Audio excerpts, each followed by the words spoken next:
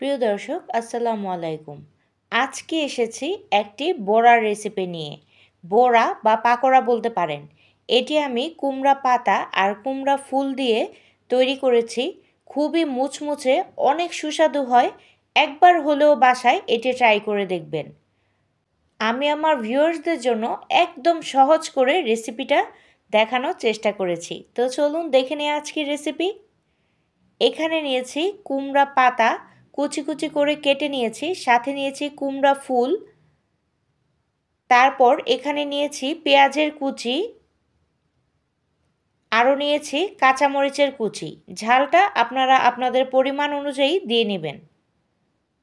প্রথমে অ্যাড করে দিলাম হলুদের গুঁড়া 1.5 চা চামচ পরিমাণ। অ্যাড করে দিচ্ছি বেসন।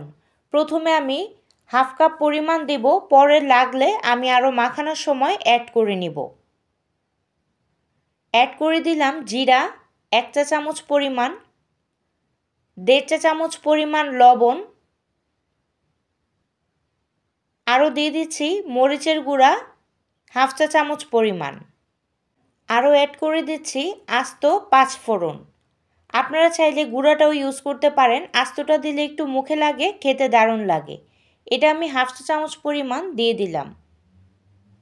খুব ভালো মতো এখন মেখে নেব। বেসন যদি লাগে আমি আরও অ্যাড করব। একটু একটু করে পানি দিয়ে আমি মেখে নিচ্ছি। বেসনটা আরেকটু আমার লাগবে, কম হয়ে গিয়েছে, আমি আরেকটু অ্যাড করে নিচ্ছি। হাফ কাপের মতো আরও অ্যাড করে নিলাম। টোটাল আমার 1 কাপ পরিমাণ লেগেছে।